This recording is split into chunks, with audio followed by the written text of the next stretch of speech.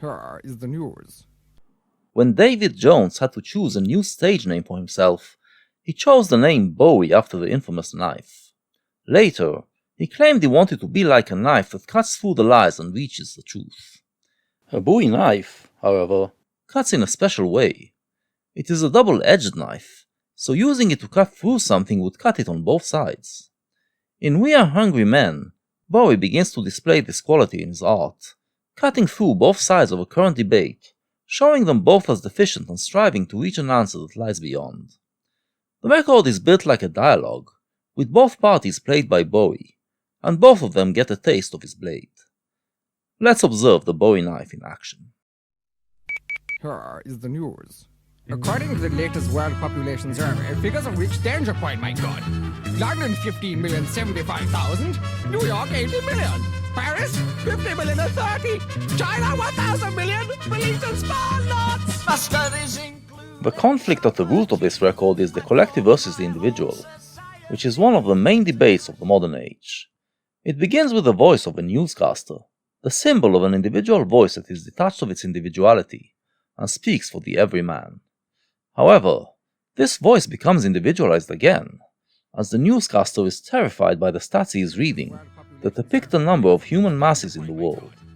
Suddenly he feels how the collective, by its mere number, is erasing his individuality, turning him into one ant in a giant ant colony.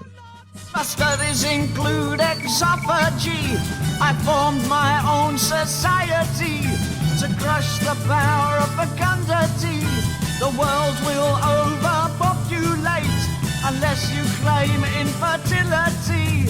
So who will buy a drink for me, your Messiah? In opposition to this overpopulated world rises a man who wants to do something about it. In the first, but certainly not the last, Bowie record to warn of impending doom. The fear of population explosion was something that troubled thinkers and politicians in the 1960s, and was a common theme in 60s sci-fi dystopias.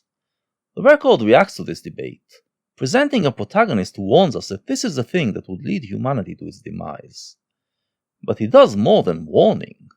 He claims he has a solution for our salvation, and invites us to join his own society that is based on principles of population reduction.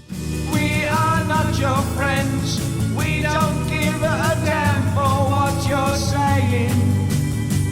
We're here to live our lives. The collective, however, won't listen. They don't like to think about the problems in their world, and don't appreciate people who try to wake them up to these problems. They just want to go on living their lives, suppressing bad thoughts. Like in many other Bowie records of the time, the collective is suspicious and oppressive of anyone who breaks away from conformity. No one wants to buy a drink for the Messiah. I propose to give the bill free of charge to those that feel that they are not invertible. The crops are few, the cattle gone. There's only one way to linger on. So who will buy a drink for me, your Messiah? Then again, the fact that Bowie is attacking the collective doesn't mean that he is identifying with the individual. The self-professed Messiah is revealed as a raving windbag, using big words and ridden with delusions of grandeur. The new society he talks about is comprised of him alone, and his suggestions, initiated infertility, infanticide, cannibalism, are ridiculous. We are not your friends.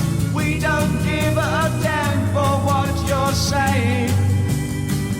We're here to live our lives. Achtung! These are your orders. Anyone found guilty of consuming more than their allotted amount of air will be slaughtered and cremated. I prepared a document. Of air is allowed.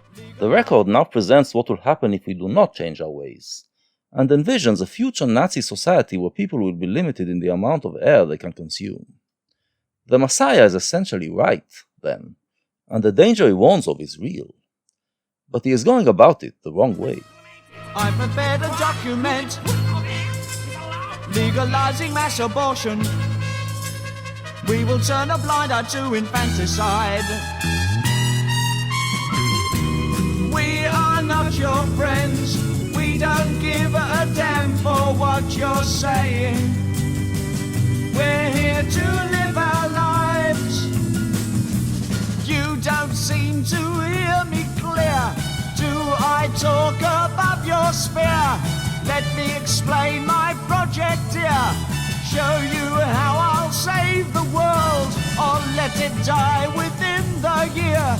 Why do you look that way at me, your Messiah? Convinced that he holds the truth, the Messiah isn't discouraged by people's indifference. He is sure that they will come to see things his way if he can just explain it right. But he doesn't know how to explain himself to other people. This is a problem with many individualists. They are so wrapped up in their personal truth that they are unable to see other people's perspective. We are not your friends. We don't give a damn for what you're saying. We're here to live our lives. We are hungry men. We don't give a damn for what you're saying. We're here to eat you.